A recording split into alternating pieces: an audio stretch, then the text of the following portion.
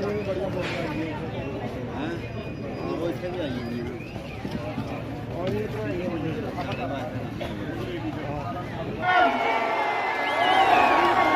जी का जय श्री राम।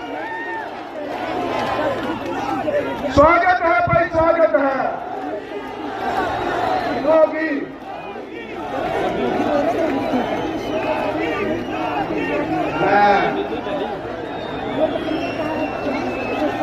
आगे की आज की कार्रवाई शुरू करो।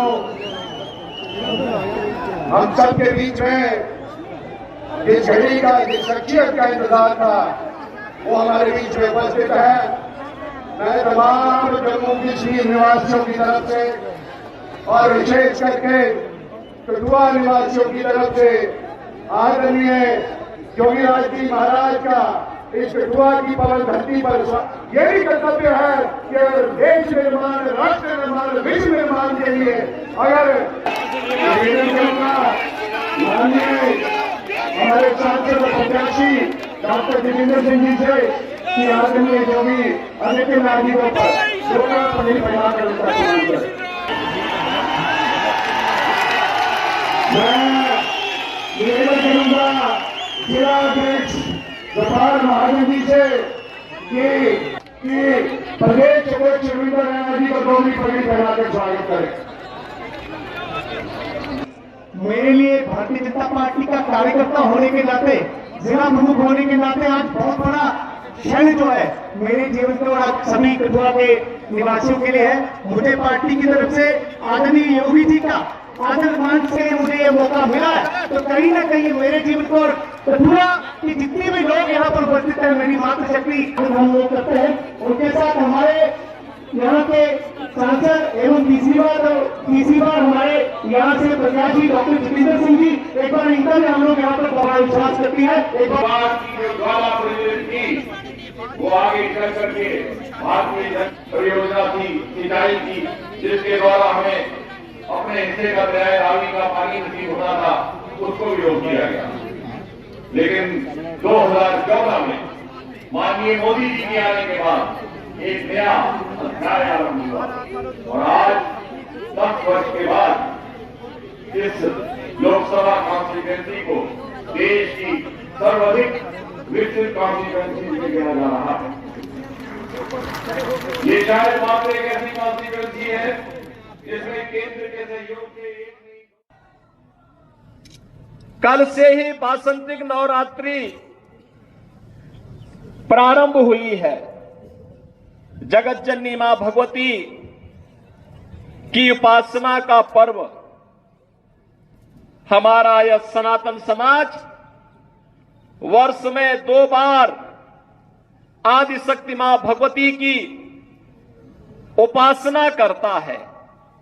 याद करिए, यह शक्ति सृजन का अवसर होता है और ये 9 दिन हम सब सनातन धर्मावलंबियों के लिए उसी शक्ति को अर्चित करने का एक अवसर है।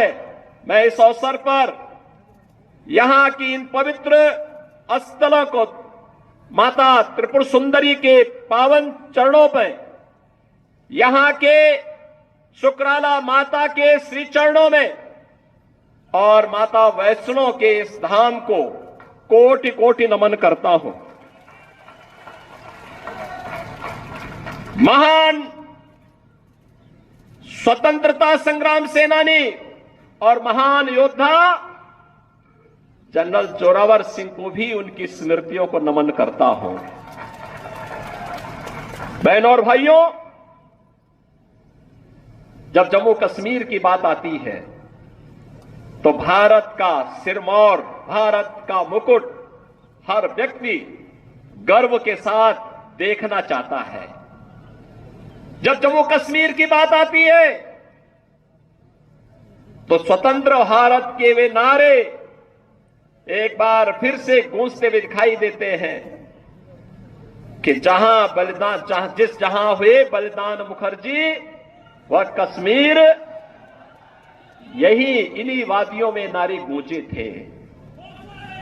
डॉक्टर श्यामा प्रसाद मुखर्जी ने इस सपने को साकार करने के लिए अपने आप को बलिदान किया था।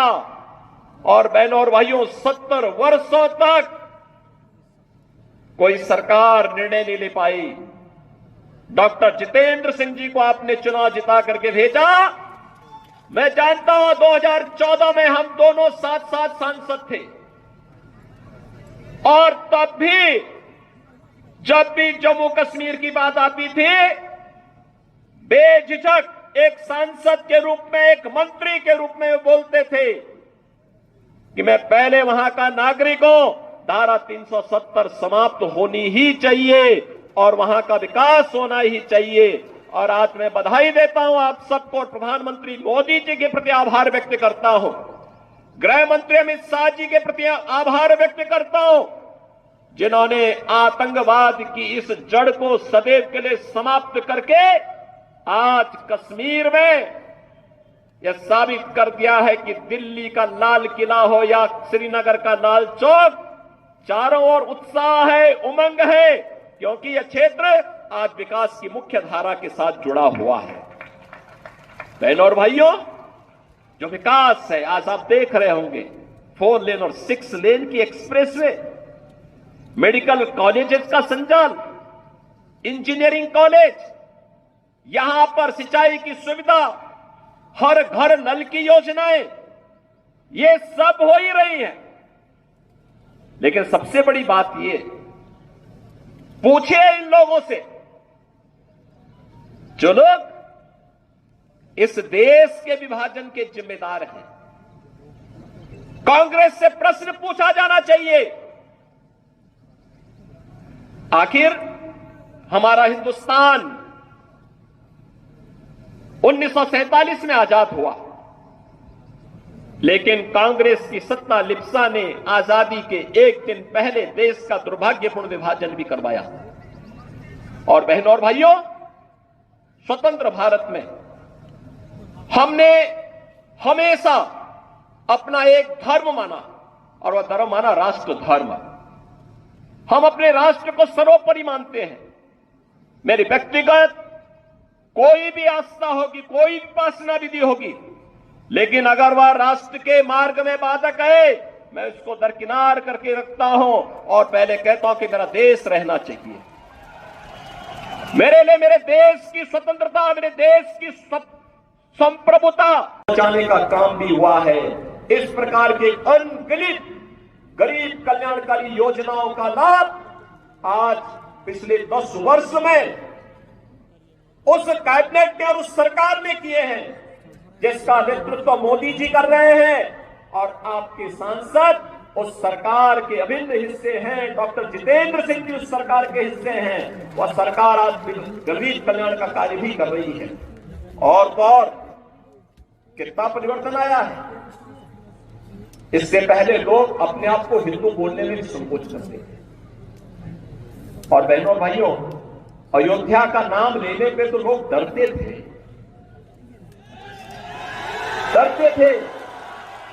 मुझे याद है जब मैं 2017 में उत्तर प्रदेश का मुख्यमंत्री बना तो मैं अयोध्या चला गया। लोगों ने कहा रे क्या कर रहे हैं? मैंने कहा रे क्यों? कहा कि अयोध्या जाने से आपको मालूम है कुछ लोग नाराज हो जाएंगे। मैंने कहा कुछ लोग नाराज हो जाएंगे तो क्या मैं अपनी आस्था के साथ और जन आस्था के साथ खिलवाड़ कर दूं क्या? ये वोट बैंक के लिए नहीं हो सकता है। हमने कहा अयोध्या में भव्य दीपोत्सव के आयोजन की तैयारी करो। और बहनों और भाइयों, अच्छी सरकार बनती है तो 500 वर्षों का इंतजार भी समाप्त हो जाता है। आज अयोध्या में राम मंदिर का निर्माण हुआ है ना, क्या ये काम कांग्रेस के लोग कर पाते क्या?